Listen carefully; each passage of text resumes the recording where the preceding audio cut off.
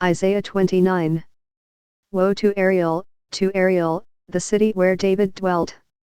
Add year to year, let them kill sacrifices. Yet I will distress Ariel, and there shall be heaviness and sorrow, and it shall be unto me as Ariel. And I will camp against thee round about, and will lay siege against thee with a mount, and I will raise forts against thee.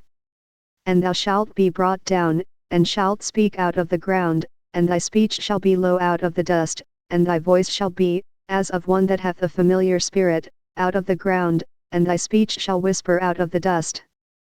Moreover the multitude of thy strangers shall be like small dust, and the multitude of the terrible ones shall be as chaff that passeth away, yea, it shall be at an instant suddenly. Thou shalt be visited of the Lord of hosts with thunder, and with earthquake, and great noise, with storm and tempest, and the flame of devouring fire. And the multitude of all the nations that fight against Ariel, even all that fight against her and her munition, and that distress her, shall be as a dream of a night vision. It shall even be as when an hungry man dreameth, and, behold, he eateth, but he awaketh, and his soul is empty, or as when a thirsty man dreameth, and, behold, he drinketh, but he awaketh, and, behold, he is faint, and his soul hath appetite, so shall the multitude of all the nations be, that fight against Mount Zion.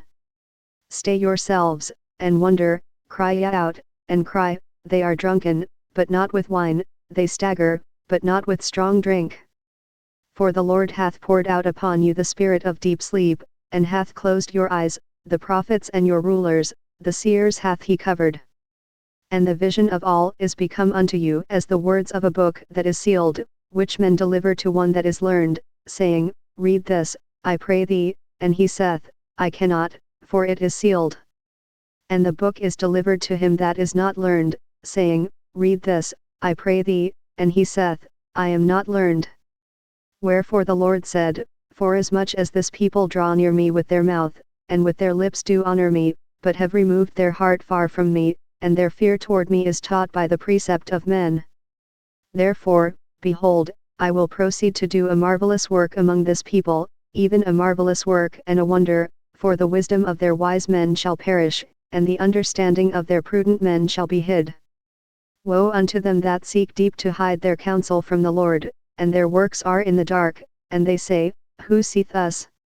And who knoweth us? Surely your turning of things upside down shall be esteemed as the potter's clay, for shall the work say of him that made it, He made me not? Or shall the thing framed say of him that framed it, He had no understanding? Is it not yet a very little while, and Lebanon shall be turned into a fruitful field, and the fruitful field shall be esteemed as a forest? And in that day shall the deaf hear the words of the book, and the eyes of the blind shall see out of obscurity, and out of darkness. The meek also shall increase their joy in the Lord, and the poor among men shall rejoice in the Holy One of Israel. For the terrible one is brought to naught, and the scorner is consumed, and all that watch for iniquity are cut off. That make a man an offender for a word, and lay a snare for him that reproveth in the gate, and turn aside the just for a thing of naught. Therefore thus saith the Lord, who redeemed Abraham, concerning the house of Jacob, Jacob shall not now be ashamed, neither shall his face now wax pale. But when he seeth his children, the work of mine hands, in the midst of him, they shall sanctify my name, and sanctify the Holy One of Jacob, and shall fear the God of Israel. They also that erred in spirit shall come to understanding, and they that murmured shall learn doctrine.